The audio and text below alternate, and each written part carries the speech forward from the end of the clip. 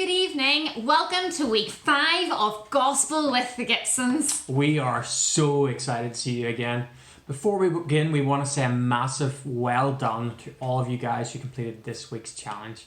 We loved seeing all these culinary masterpieces, and we wish we could have tasted them because, well, they looked really yummy. They looked so good, guys.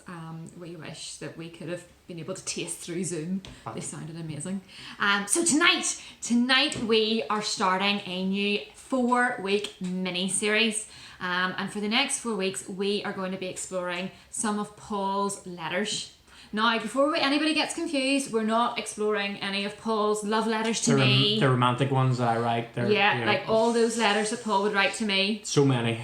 No, we are looking at Paul in the Bible, and he has loads of wisdom. Actually, quite like you have quite a lot of wisdom to share, but Paul in the Bible has lots of wisdom to share, and we are going to spend the next 4 weeks looking at what some of that looks like. Tonight we're looking at Paul's first letter to Thessalonians. And specifically we're looking at how the people of Thessalonia modelled out their faith when times were tough. But before we delve straight in to our specific passage, here is a little background information to 1 Thessalonians. Over to Lynn. So before we jump in to tonight's passage, I just want to give you a little bit of the background because that's important.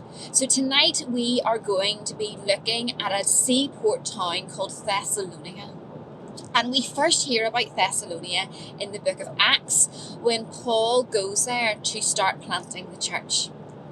Now, Paul's time in Thessalonica is cut short because his life is in danger. Some Jewish leaders threaten his life, so he has to flee Thessalonica.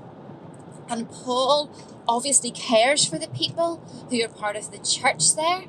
And so, because he's so concerned, he sends Timothy, his good friend Timothy, and we met Timothy back in week 1. And Timothy goes to Thessalonica to help support the people in that church. And whenever he returns to Paul, he is so excited. He tells Paul all about the encouraging things that are happening in Thessalonica. You see, the church there, it was up against lots of opposition. Loads of people wanted that church to fail. Loads of people were threatening the lives of the people who were part of that church. And it would have been very easy for those people to turn away from God. It would have been very easy for them just to go back to the way that their lives were before they discovered Jesus. But actually, they were not doing that. They were keeping the faith. Their church, in fact, it says, was thriving. And that really excited Timothy. So he told Paul this. And it really encouraged Paul. And so Paul wrote a letter to the members of the church in Thessalonica. And that's where our passage is based today. So we're going to now go to our very special guest, Andrew. And Andrew is going to read for us a passage in 1 Thessalonians. 1 Thessalonians chapter 5, verses 12 to 22.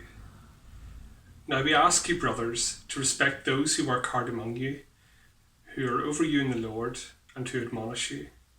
Hold them in the highest regard and love because of their work. Live in peace with each other. And we urge you, brothers, warn those who are idle, encourage the timid, help the weak, be patient with everyone. Make sure that nobody pays back wrong with wrong, but always try to be kind to each other and to everyone else. Be joyful always. Pray continually. Give thanks in all circumstances, for this is God's will for you in Christ Jesus. Do not put out the Spirit's fire. Do not treat prophecies with contempt. Test everything. Hold on to the good. Avoid every kind of evil.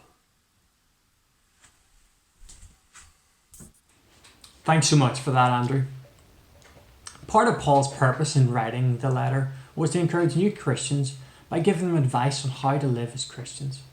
Their situation wasn't easy, and they were suffering persecution from some of the leading Jews.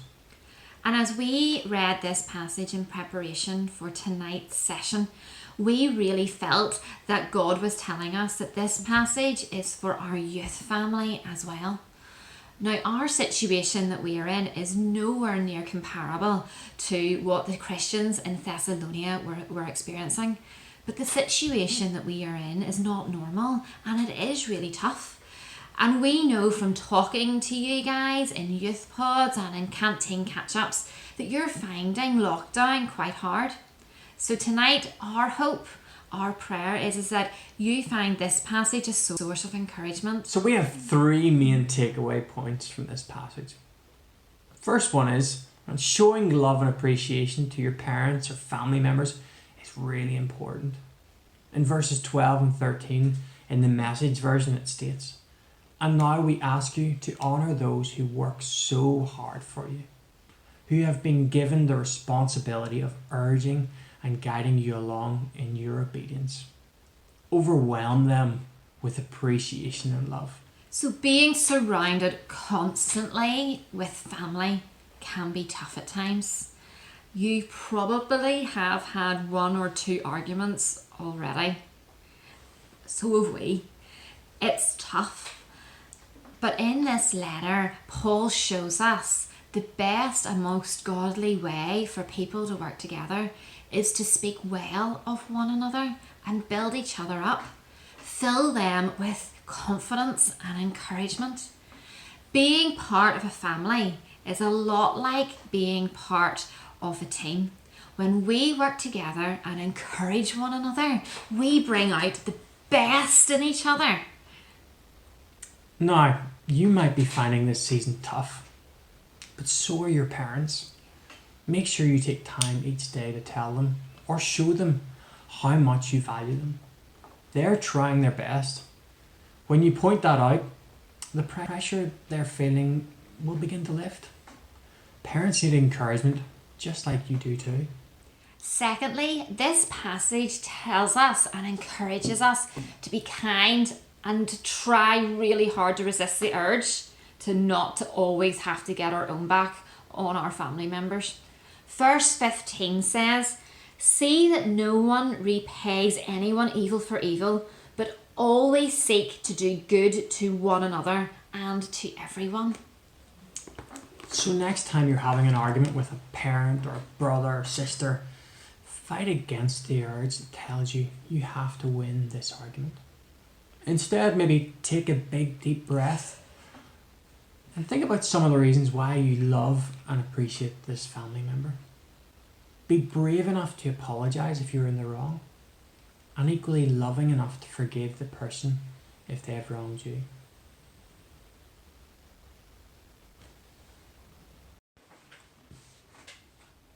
So thirdly and finally, this passage encourages us to be joyful, prayerful and thankful.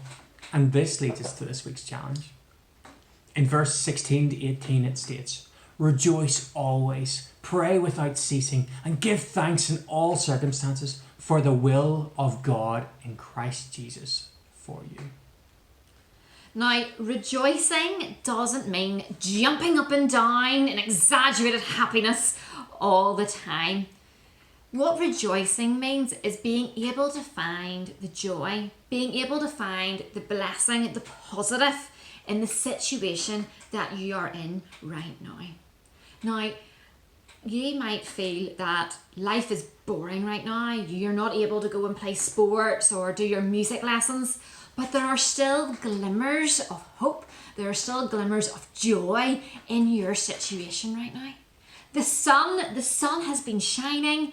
We have been able to communicate with you guys, and you've been able to communicate with your friends through Zoom and other mediums.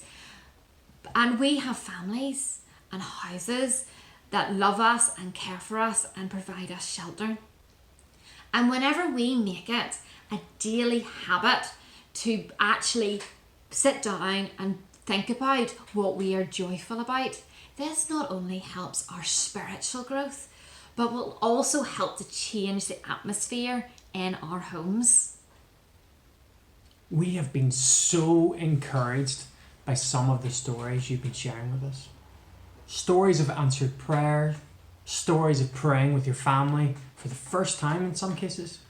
And we have loved seeing in your weekly youth pods how much you want to pray for each other and support each other in prayer.